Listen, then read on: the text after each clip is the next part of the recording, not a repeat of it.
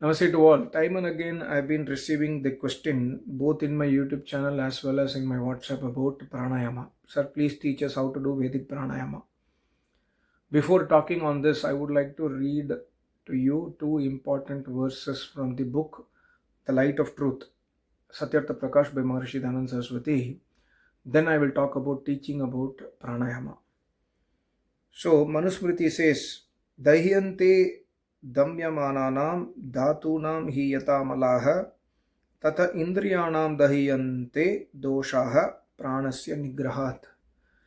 Just as the impurities of the metals like gold or silver or steel, etc., are destroyed by heating them in fire, similarly, the defects of the mind and the indriya, other senses, are removed and their purity is achieved by the performance of pranayama or breathing exercise.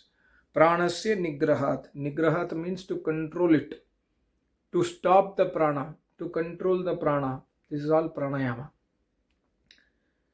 Now, the Yoga Sutra Samadhipada, chapter number 1, verse Sutra number 34 says, Prachardana Vidharanabhyam va pranasya. So, Maharishi Patanjali says, just as prachardan means like very strong vomiting, just as strong vomiting throws food and water outside, similarly, the breath should be forcibly thrown out and checked there as long as possible. Why I am reading this? Because I cannot teach you pranayama by YouTube. Pranayama must not be learnt by YouTube. Of course, you can learn from YouTube to do a basic pranayama, but this is not our ancient method, right? So pranayama and yoga abhyas, ashtanga yoga, brahma vidya, these are all very, very sukshma vishaya. And we must learn pranayama from a yogya vyakti. And I am not a yogya vyakti. Even if you learn it from online, you should learn it from an acharya of the Vedas only. Suppose an acharya is teaching you online, that's a different case. Other than acharya, anybody else teaching you pranayama might not give you the result. Because the result, what we want is to remove the impurities from the mind and senses. How by doing pranayama the impurities are removed? That is a secret there. That's a Brahma Vidya there. I will read out this Sutra 34. You will get some indications. But my only request to you is, try to search an acharya and learn pranayama personally. When you learn personally from an acharya and when you practice it daily, day in and day out, morning, evening, slowly, you will see the benefits of pranayama. So here I will read it again. Just as strong vomiting throws out food and water, similarly the breath should be forcibly thrown out and stopped there as long as possible. When it is intended to throw out the breath, the pelvis should be kept pulled upward. So long will the breath remain out. So prana ko bahar rokna hai. Pranayama mein one of the pranayama, there are many pranayamas. One of the pranayama mentioned by Maharishi Patanjali is to stop the prana outside.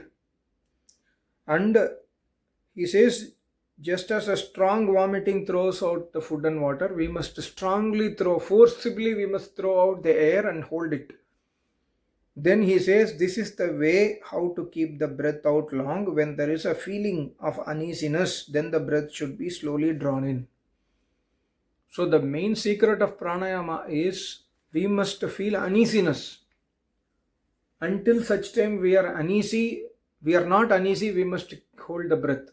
After that we must slowly take in the breath. This is the secret mentioned in yoga by Maharishi Patanjali, not by me. And Maharishi writes, the above process should be repeated according to the capacity and desire of the jigyasu. And this should also be accompanied by the recitation of the sacred syllable Om in the mind. This conduces to the purification and firmness of the soul and the mind. See, this is the result of pranayama. By pranayama, the firmness, our mind will get pure, our senses will get pure, we'll be able to maintain brahmacharya, we'll be able to concentrate on Paramatma when we sit for meditation. So many benefits are there in pranayama. You can try to do it by reading this sutra, but you will not be able to achieve the result. That's why pranayama must be learned personally from acharya. And one more important thing is you can learn, like, when you go to Isha Yoga, I'm just telling because I have gone when I was a child. Not child, I was in 10th standard, 11th. I have not Isha, I have gone to this art of living. What is that? Sri Ravi Shankar Yoga.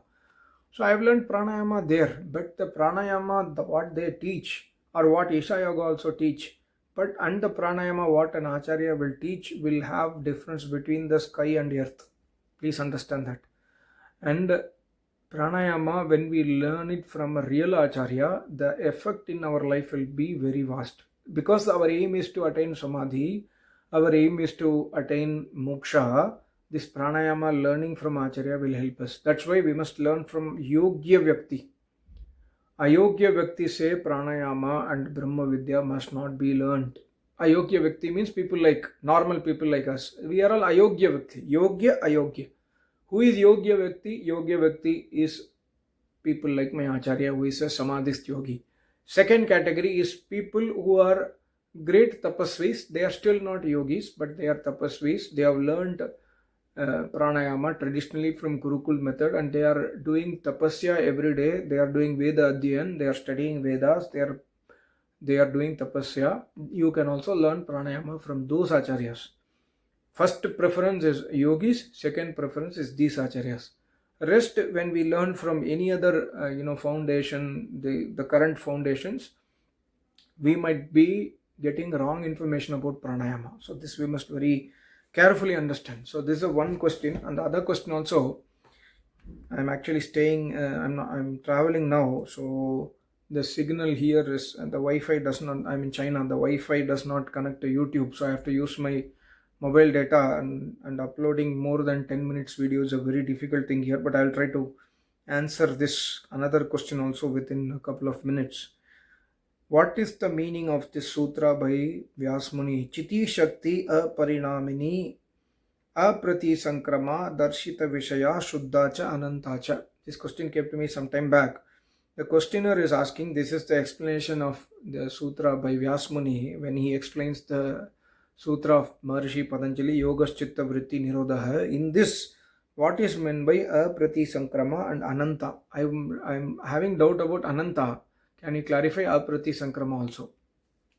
So here we must understand Chiti Shakti means Chetan Jeevatma.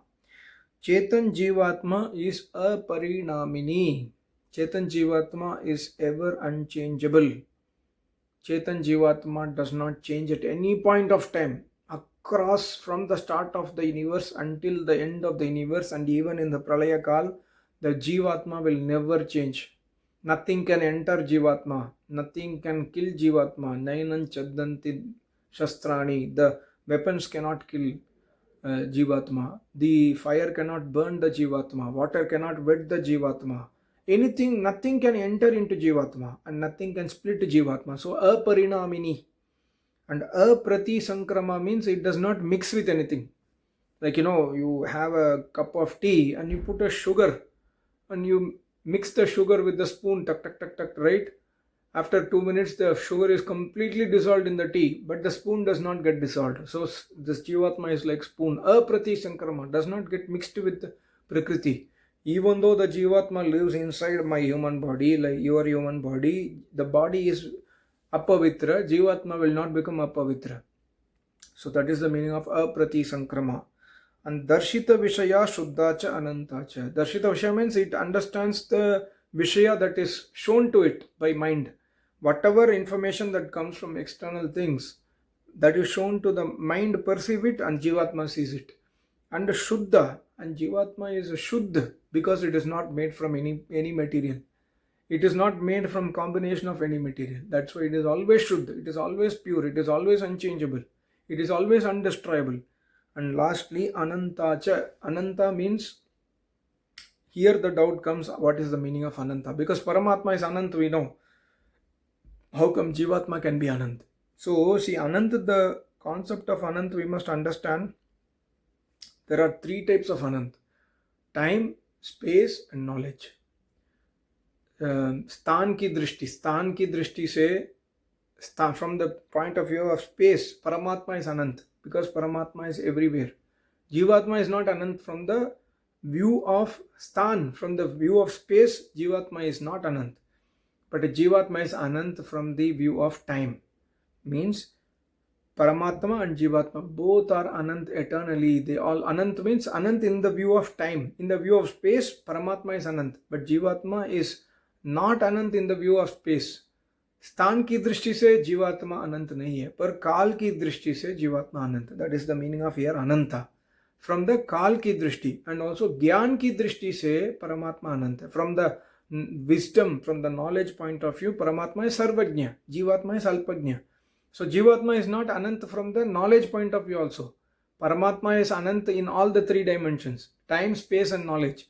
Jeevatma is not Anant in terms of space, in terms of knowledge, but it is Anant in terms of time. So that is the meaning of this word Ananta. This we must understand. So I hope you understood the questions. You can ask more questions in my WhatsApp as well as in my YouTube. I will try to answer if possible. Thank you so much. Namaste. Om.